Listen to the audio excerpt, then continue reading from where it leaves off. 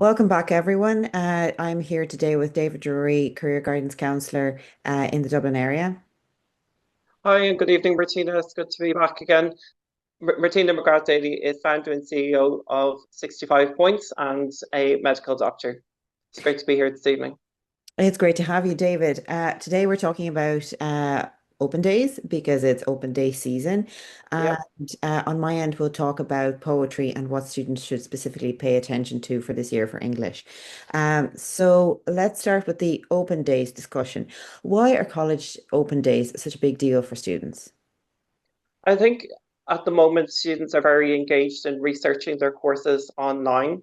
The open day itself is an opportunity for the concrete experience. It's an opportunity to go and visit the campus, to engage with student ambassadors, to have their questions answered, and to get involved in the atmosphere because it's lively, it's fun, it's exciting, it's very welcoming. So I'd highly encourage students to embrace open days and to attend as many as they possibly can over the next few months. It's also a time, I suppose, to ask when you're there, ask yourself the question, could I see myself here? Could I belong here? Is this the right institution for me? Has it got the right course for me? So it's that concrete experience is just a great opportunity and I'd highly recommend it. Perfect. And what are the biggest mistakes that students make at open days? I think the biggest mistake is assuming that you shouldn't go to an open day. If practical and if you live nearby, I think you should embrace the opportunity to head along and see what the campus is like and check it out. Because you don't know what you're going to find. There might be that course that you didn't discover online, that sample lecture that you might just wander into. I think that's called happenstance, and or maybe the institution just isn't for you and the course you mightn't just connect with it like you did online. So it's also that opportunity to meet students that are in the course and that are going through the process, and they're the best people to talk to because their experiences are not based on guesswork or what you read online. It's the concrete experience. So I'd highly recommend students to head along.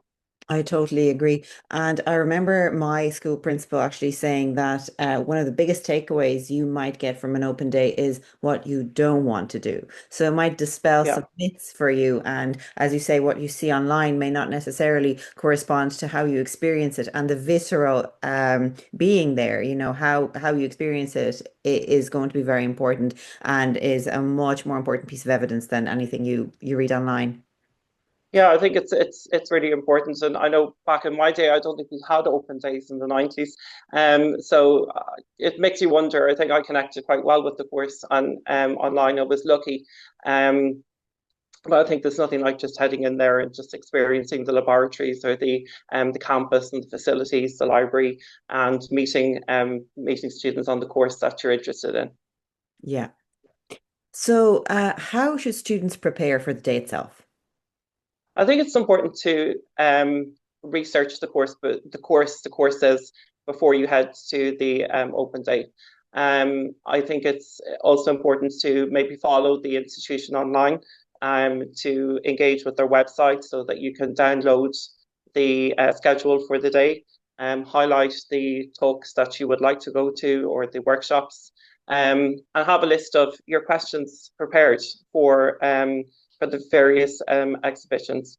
And I also think that it's important to um, figure out what's important to you before you head to the campus. Like, is it the sporting facilities? Is that an important part for you? Is it the learning style for the college? That's offered in the lectures? Is it the class sizes or tutorials provided? What support services are available? So I would recommend all of that research to be conducted and then just seek it out on the day. Yes, actually, now that you say it, for me specifically, as you were saying it, I was thinking scholarships and swimming pools. They were things that Yes, I'm looking out for. yeah, But everyone should absolutely. have their own little important points. Yeah. Um, Everybody does, and the scholarship stands at all the universities as well. So it's just one example. And there's also the financial stands, the stair support stands, everything's there. So it's just having that schedule and highlighting what you want from the day. Yeah. What types of questions should students ask while they're at the open days? I would definitely seek out the student ambassadors and ask them about the structure of the course, what's covered in, what topics are covered in year 1 to 4, year 1 to 3, to make sure that they interest you. I think it's also important to ask the career paths that follows. Do most of your graduates go straight into the workforce? Do they go on to take further study, like a master's or other examinations, like the law exams are being held at the moment, for example. Also to ask what supports are available on the college campus, everything from finance to DARE, to the HERE supports, to guidance supports, career support. That's an important aspect for students today, and also the student experience and what clubs and societies are available, what sports facilities are available. And maybe more specifically about the course as well. Again, I had mentioned about the how you feel comfortable in like a lecture hall of a few hundred, or is it a small course of 13? What's the, ask the student ambassadors what the teaching style is like? Are there weekly tutorials? What's the assessment like? The assessment types like? And would that suit you as a learner? And perhaps as well, maybe ask the current students, what you wish you knew before you had started the course. I think that's a good question that would lead to an honest answer. Yeah, yeah. I would also be tempted to ask what the timetable is like. Maybe you Yes, touched upon that because I mean hours vary hugely. Someone who's yeah, studying law might have something like 12 hours, I think. yeah, Then yeah. somebody studying engineering or medicine might have nearly the full 40. And that's not to say now that you aren't loaded with lots of reading as well. So there's lots of nuance there. So what the average week is like would be a very interesting question. And another thing, actually, I remember discovering when I was in college, the importance of the provision of healthcare. It turned out that Yeah, where I went, there was a GP service and it was actually free. And I didn't know this at the time, but looking back, it actually made a really big difference to my student experience. So, you know, depending on what your needs are like and so on, everyone might have their own little things to watch out for. yeah. I think they're really important questions, and particularly going back to the timetable, because with the cost of living and rents, timetables, allowing flexibility for students to have a part-time job, I think is important to pay the bills. Yeah, Yeah, yeah. And yeah, there's so much you can plan around it because let's say some courses might have 2 hours on, in the morning and then 2 hours scheduled later on the same day, or they might not have anything on, let's say a Tuesday or a Wednesday. So yeah, there's so much nuance and it does tend to be a little bit idiosyncratic in my experience. So well worth finding out, I think. yeah. Definitely well worth putting those questions together for the day. Definitely. And after you've been to an open day, what would be the next steps? I think it's important to then sit down and reflect on the experience, to ask yourself, um, after each, you most likely students will attend many open days.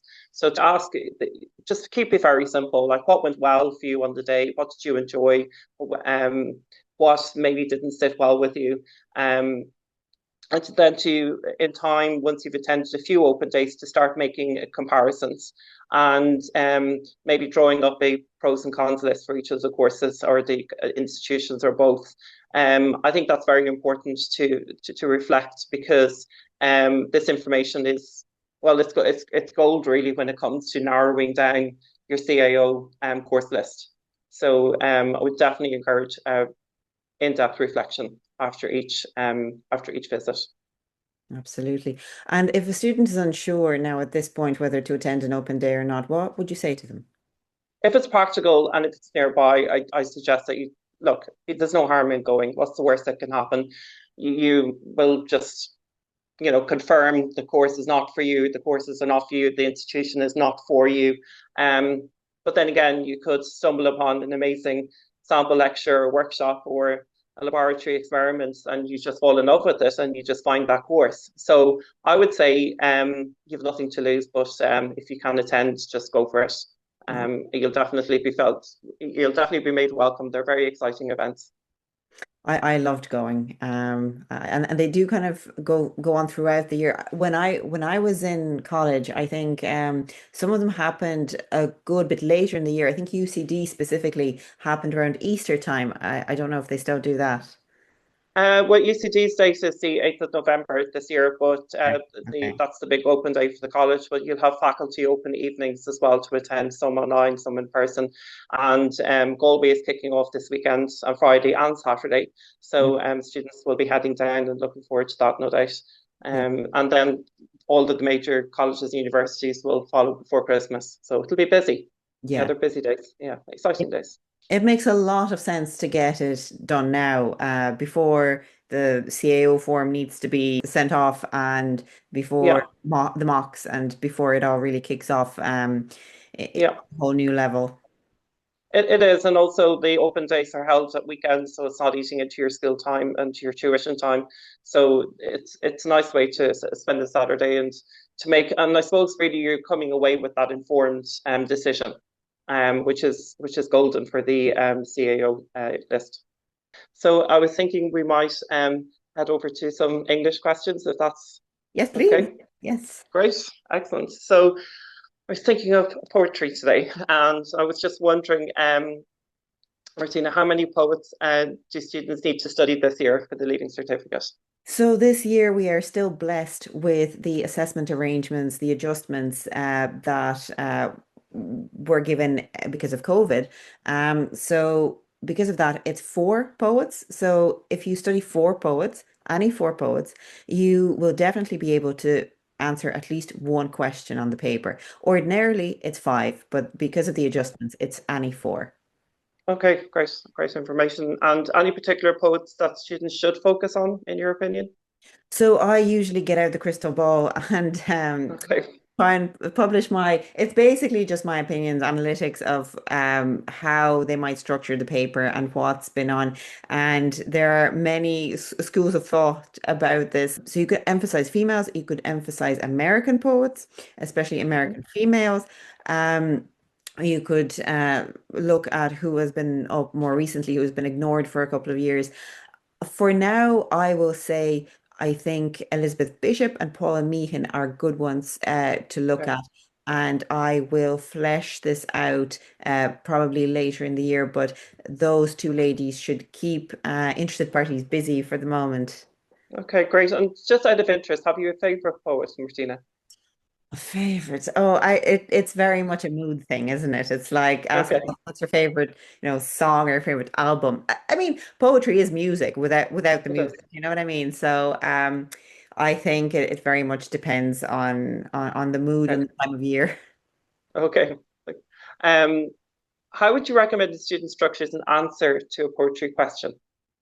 So I think that certainly at this point in the year, unless you're an absolute virtuoso who adores English and is spectacular at it, I would just keep it simple and go poem by poem. You could, as you get deeper into your study, structure it by technique, so using some kind of style-based structure, or you could go by theme. And let's say in the case of Yeats, you could talk about his personal poems, you could talk about his political poems, something like that. But generally speaking, when you're starting out, and there is absolutely no harm in doing your exam this way, going poem by poem, keeping it simple that way is an excellent starting point and even an excellent way to do it if you never change.